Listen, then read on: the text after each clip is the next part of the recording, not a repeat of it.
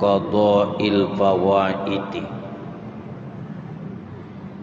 Jamaah maghrib yang dimuliakan dan dirahmati Allah Subhanahu wa taala. Alhamdulillahi rabbil alamin. Senantiasa kita bersyukur kepada Allah Subhanahu wa taala yang masih memberikan kepada kita nikmat kesehatan, kesempatan, khususnya nikmat iman, sehingga alhamdulillah kita masih diizinkan oleh Allah kembali melanjutkan pengajian kita.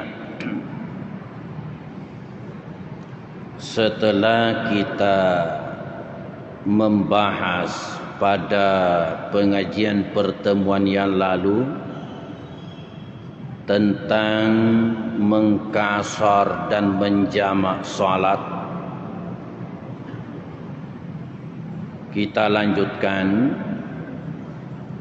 mabahithu qada'il fawaiti, pembahasan tentang qada'il fawaiti, mengganti salat yang tertinggal, mengganti salat yang terlewatkan.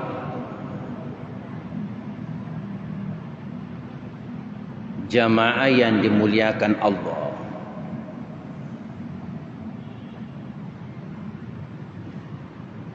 yang namanya melaksanakan salat pada waktunya adalah sesuatu yang diwajibkan. Melaksanakan salat pada waktunya adalah sesuatu yang diwajibkan, karena salat itu adalah kewajiban yang berwaktu. Ketika orang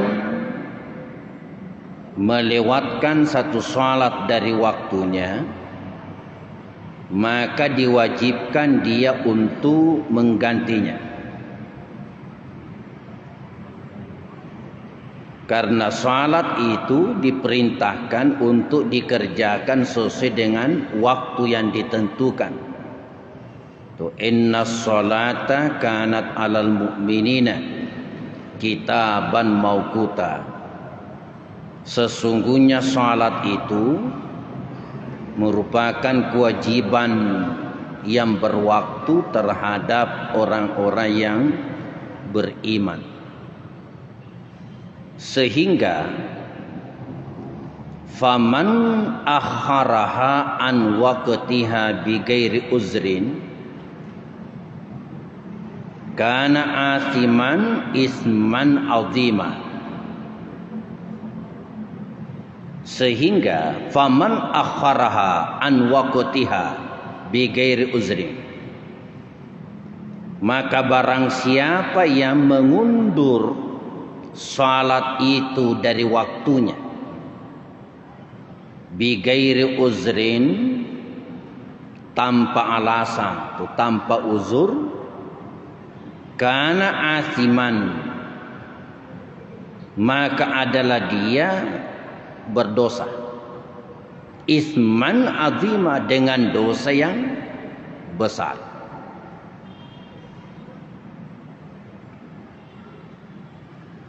Jangankan salat itu tidak dikerjakan, kalau dalam pembahasan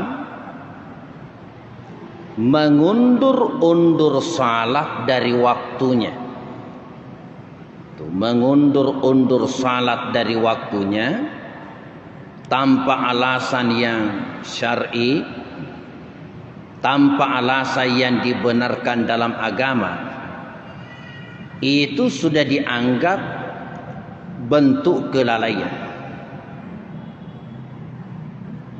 Kalau kita cermati itu tafsirnya surah Al-Maun, jadi itu mengerikan sebenarnya. Fawailul lil musallin, celakalah bagi orang-orang yang salat. Fawailul lil musallin, celakalah bagi orang-orang yang salat. Siapa itu? Alladzina hum an salatihim sahun, yaitu orang-orang yang dari salatnya mereka lalai. Yang dari salatnya mereka lalai. Bersyukur kita kepada Allah karena di situ dalam ayat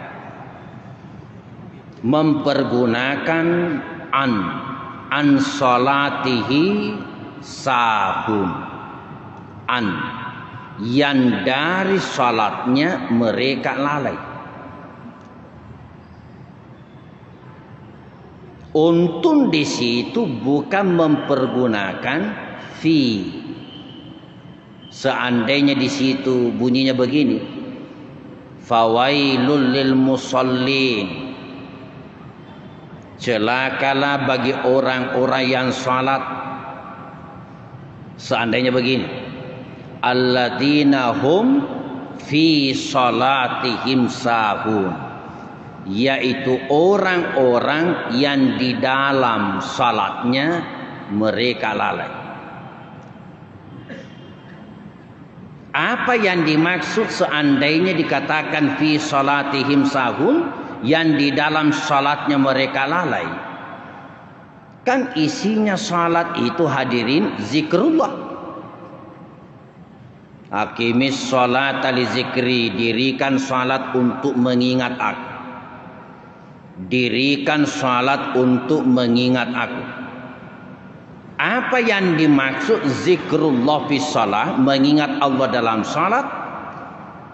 Satu penjelasan menyebutkan yaitu istiqamahnya, menetapnya pikiran dan hati tetap hadir di dalam wilayah salat.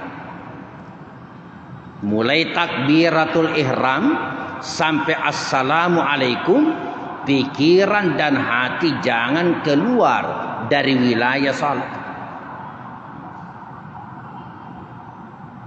Itulah zikrullah bis salah. Sementara kan yang itu tidak ada yang mampu itu kecuali Rasulullah. Tidak ada yang mampu itu kecuali Rasulullah. Hanya Nabi yang mampu itu.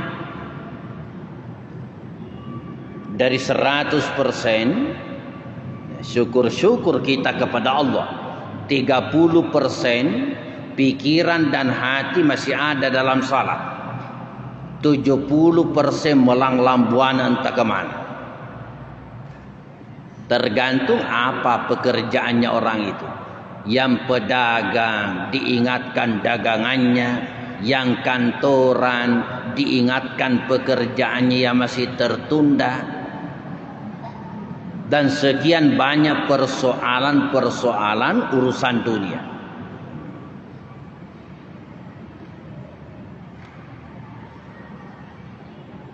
Ketika kita lupa kepada Allah, pikiran ini melanglambuana keluar dari wilayah salat, itu kan sebenarnya adalah orang lalai. Orang lalai. Untung di situ ayatnya mempergunakan an. Fawailul lil musallin, celakalah bagi orang-orang yang salat. Alladzina hum an salatihim sahun, yaitu orang-orang yang dari salatnya mereka lalai. Nah sekarang siapa yang dimaksud an salatihim sahun? Nah, kalau dalam tafsirnya di situ tertulis humul ladzina, yuakhiruna salatahu an waqtiha, yaitu orang-orang yang mengundur-undur salatnya dari waktunya tanpa alasan yang dibenarkan. Mengundur-undur salatnya dari waktunya tanpa alasan yang syar'i. Salat subuh menjelang matahari terbit, salat zuhur sudah hampir masuk asar, salat asar menjelang maghrib. Suka mengundur-undur waktu salatnya tanpa alasan yang dibenarkan. Pengajian kita yang terdahulu kita singgung, salat itu waktunya panjang yang diberikan oleh Allah, itu bukan pilihan. Bukan pilihan. Bukan panjang waktunya salat, terserah orang mau di mana. Tapi itu sebenarnya adalah kelonggaran. Ketika azan dikumandangkan menunjukkan waktu salat sudah masuk, siap-siap untuk kerjakan salat. Tetapi seandainya di awal waktu itu ada halangan yang menghalangi dan halangan itu dibenarkan agama, itulah hikmahnya kenapa diperpanjang waktunya, bisa diundur-undur. Selesai halangan yang satu, mau salat, datang lagi halangan yang kedua, dan halangan pun itu dibenarkan agama. Apa boleh buat? Bisa diundur-undur. Dan nanti dia punya kesempatan salat di ujung waktu. Dan tertundanya salatnya di ujung waktu, itu alasan yang dibenarkan. Maka orang yang begitu tetap dikelompokkan hafidun, orang yang memelihara salatnya. Itu orang yang memelihara salat. Apalagi kalau ada orang memang mengundurkan salatnya atau meninggalkan salatnya. Faman akharaha an waqtiha bighairi uzrin, maka barang siapa yang mengundur-undur salatnya dari waktunya tanpa alasan, kana athiman, adalah dia adalah orang yang berdosa, isman azima, dosa yang besar. Amma man akharaha li uzrin fala isma alai.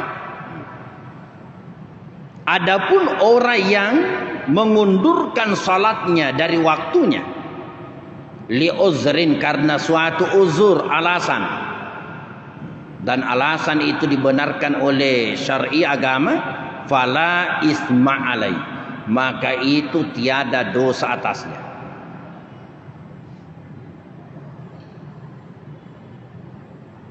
Wa taratan yakunu li uzrin, dan ada kalanya uzur yang ada itu, jadi ada kalanya alasan kenapa sampai orang itu tidak salat, kenapa sampai orang itu salatnya lewat. Ada kalanya alasan itu memang menjatuhkan kewajiban salat baginya. Uzur yang ada pada dirinya menjadikan memang dia kewajiban salat itu gugur. Tapi ada kalanya alasan itu bukan menggugurkan, tetapi diperintahkan untuk menggantinya apabila uzur itu sudah hilang. Jadi dua macam. Ada orang tidak salat hadirin memang karena gugur itu kewajiban atas dirinya. Tapi ada juga orang pada saat itu gugur itu kewajiban salat, pada saat uzur itu hadir pada dirinya. Tetapi kalau uzur itu sudah hilang lewat, maka diperintahkan dia mengganti salat yang terlewatkan itu. Apa uzur yang menggugurkan kewajiban salat?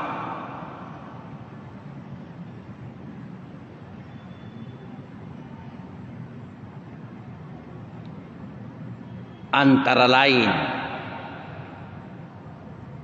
tasqutus salatu ra'san, itu gugur kewajiban salat itu, jadi secara mutlak gugur, tidak diperintahkan untuk menggantinya. Anil haidi wan nufasai, yaitu atas wanita-wanita yang haid dan wanita yang nifas selesai melahirkan. Memang kewajiban salat itu gugur. Wanita-wanita yang haid, itu haid.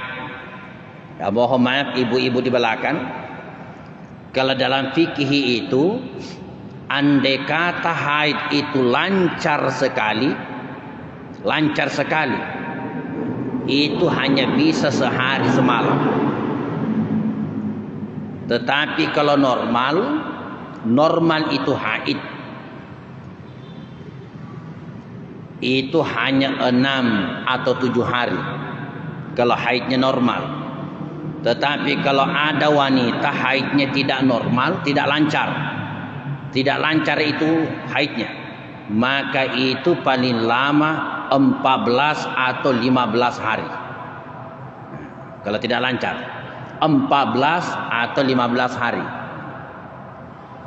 Kalau ada perempuan sampai hari ke-20, apalagi hari ke-25 masih ada darah yang keluar, sudah lewat ini 14-15 hari, periksakan diri ke dokter. Kemungkinan yang keluar itu sudah bukan darah haid, tapi adamul istihadah, itu darah penyakit. Bagaimana seandainya yang keluar itu adalah adamul istihadah, darah penyakit, maka tetap wajib untuk salat. Tetap wajib untuk salat. Bagaimana prosedurnya? Sama pembahasannya. Jadi sama pembahasannya kalau bapak-bapak laki-laki itu kena penyakit apa istilahnya, napoji mesuk capak-capak temena, suka keluar ujung-ujung kencing.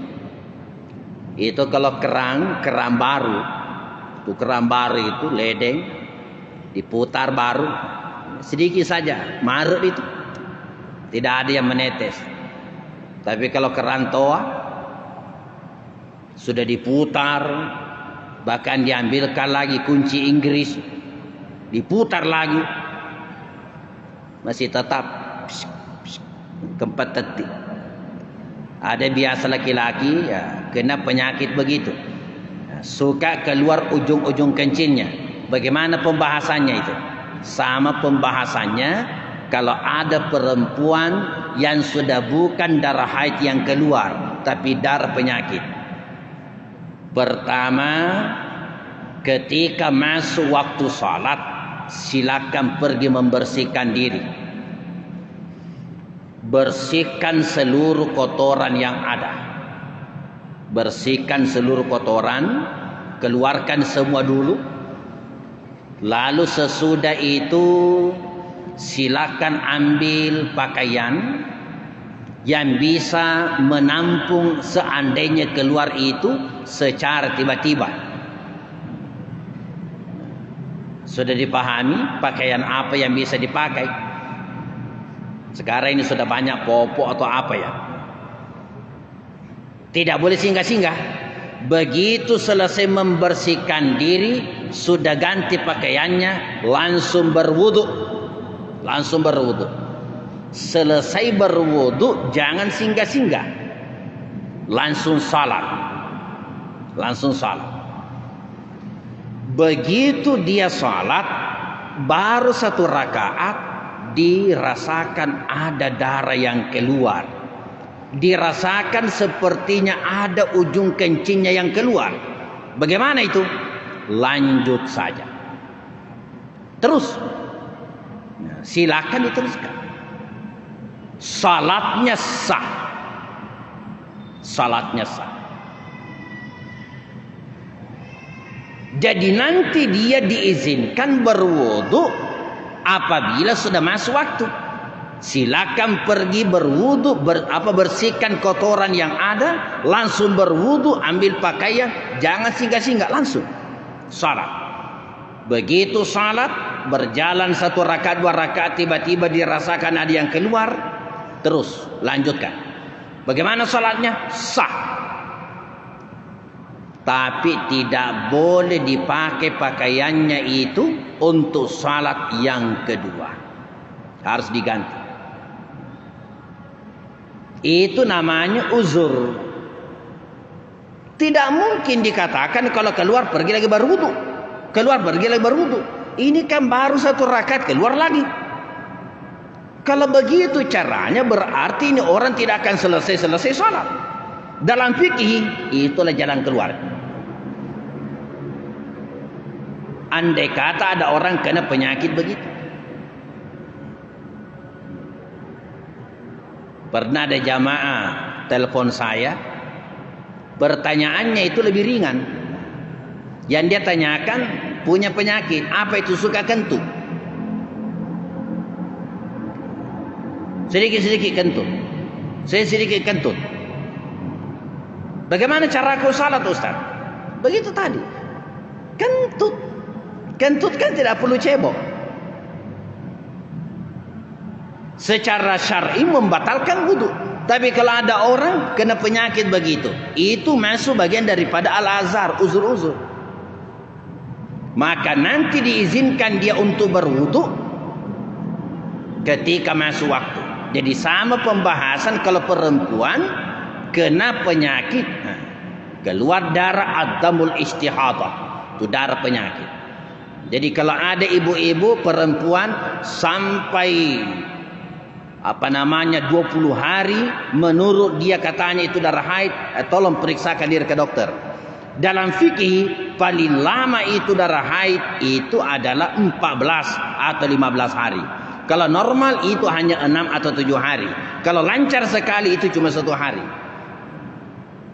Bisa dikombinasikan konsultasi dengan ahli kesehatan. Kalau dalam fikih begitu penjelasannya. Begitu juga orang yang nifas. Orang yang nifas maksudnya selesai melahirkan. Selesai melahirkan kan selalu ada darah keluar. Kalau dalam fikih ketentuannya itu dari setelah melahirkan itu 40 hari. Itu 40 hari. Makanya para suami kalau suaminya istrinya sudah melahirkan ya sabar-sabarlah, karena turun mesin itu 40 hari. Sabar lagi, istirahat ya Allah.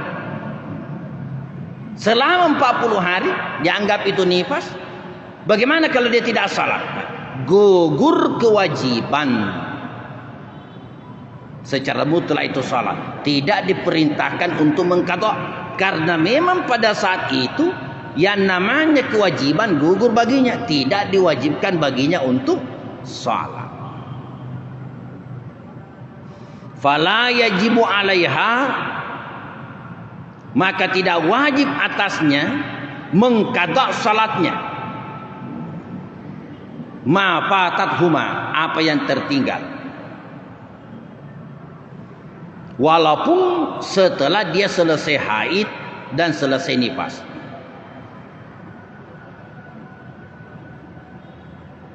Begitu juga gugur kewajiban salat itu dari orang gila. Dari orang gila. Termasuk orang yang pingsan. Orang gila pingsan. Kalau orang gila ya memang terangkat pena. Kecuali kalau pingsan ini ya ada pembahasan lebih lanjut. Tapi kalau al-majnun itu secara mutlak memang terangkat pena. Rasulullah bersabda, rufi'al qalamu an salasin. Terangkat itu pena dari 3 golongan manusia. Terangkat pena, maksudnya terangkat pena, buku catatan amalnya tertutup. Buku catatan amalnya tertutup. Jadi apa yang dia lakukan tidak dicatat di buku catatan amalnya, tertutup. 3 golongan manusia. Pertama, anis sabiyyi hatta yablugha. Anak-anak sampai dia balik. Tuh, anak-anak sampai dia balik. Jadi sejak anak-anak itu tertutup bukunya. Ya namanya ini hadirin, usia anak ada namanya balik, ada juga usia anak itu diistilahkan mumayyiz, itu dalam fikih. Ya namanya balik berarti buku catatan amal sudah terbuka, menjadilah dia mukallaf, terbebani hukum, wajib melaksanakan perintah Allah ketika dia usia balik.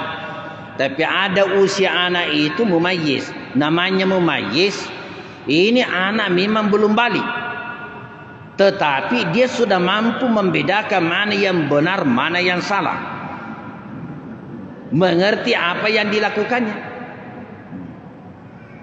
Bagaimana anak-anak yang begini? Dia sudah paham apa yang dilakukan, mengerti tata cara salat, pintar mengaji, tapi dia belum balik, tapi dia sudah mumayyiz. Karena buku catatan amalnya, tuh buku catatan amalnya, buku catatan amal masih tertutup, maka seluruh perbuatan baik yang dia lakukan, apakah dia mengaji, dia salat, atau melakukan kebaikan-kebaikan yang lain, maka seluruh perbuatan baik yang dia lakukan, pahalanya itu didapatkan oleh kedua orang tuanya.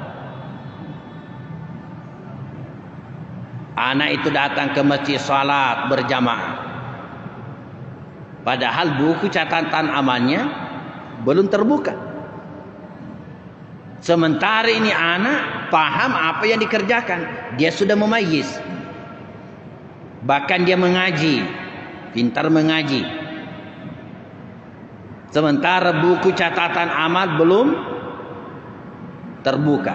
Nah, semua pahalanya yang dapatkan adalah kedua orang tuanya.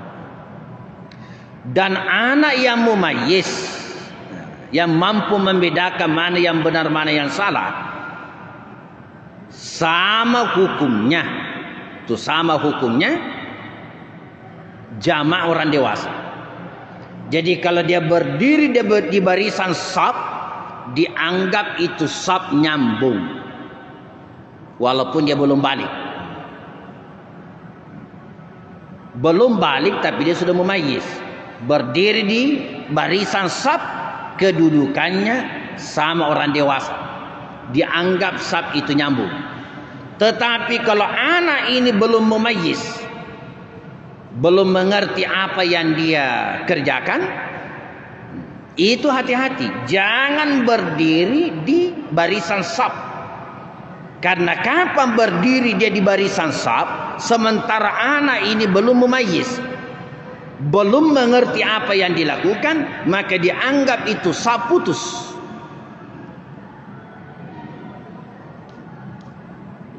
Kadang ada anak, contoh, bahwa dia belum mumayyiz, sudah takbir, balik ke belakang, balik ke belakang, keluar dari saf,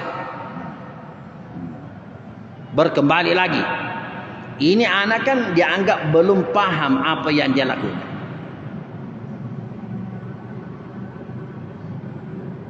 Ada masjid yang juga kita tempati menyampaikan pengajian rutin, itu anak-anak banyak yang hadir, khususnya maghrib sampai isya. Saya sampaikan jangan diusir, bersyukur mereka mau datang. Bagaimana tekniknya? Buatkan dia saf tersendiri di belakang, kasih berdampingan sesamanya anak-anak.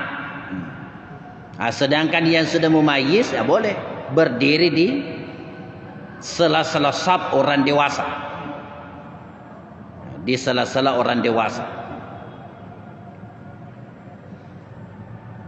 Anas bin Malik, itu Anas bin Malik radhiyallahu an,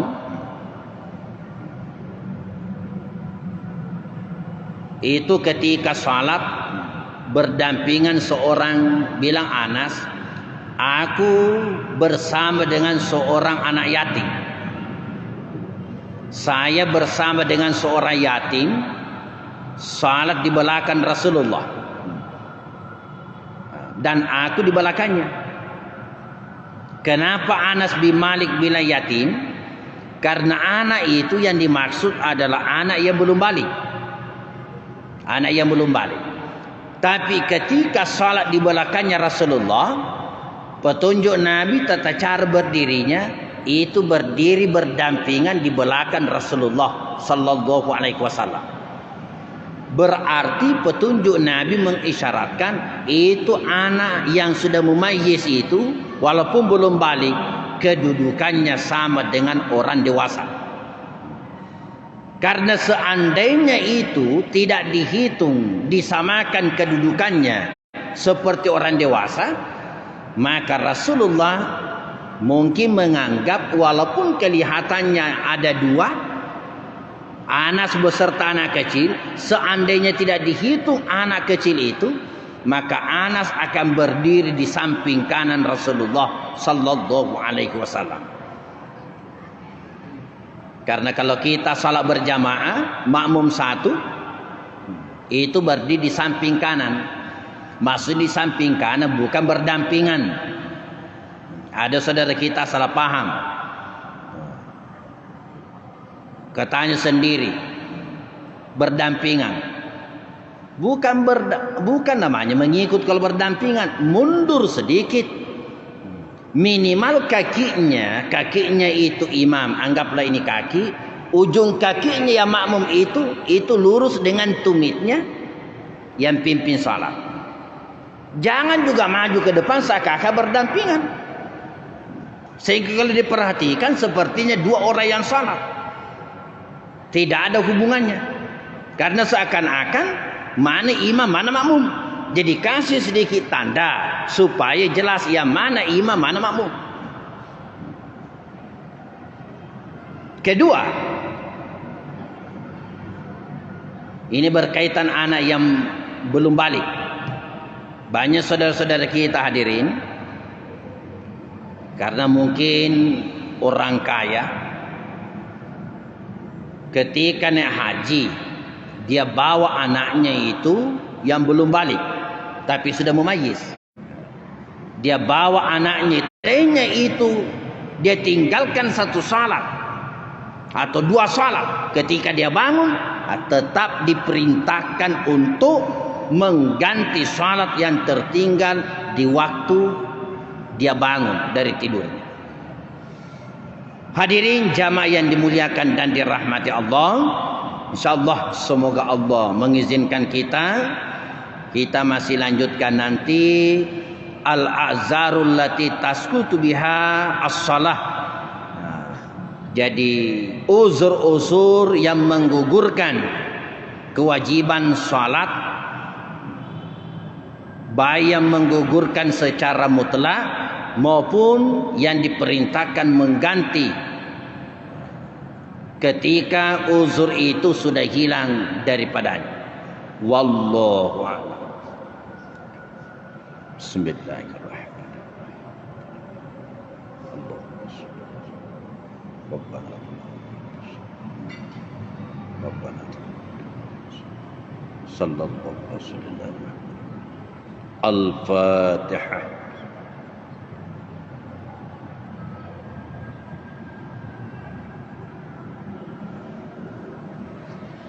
Assalamualaikum warahmatullahi wabarakatuh.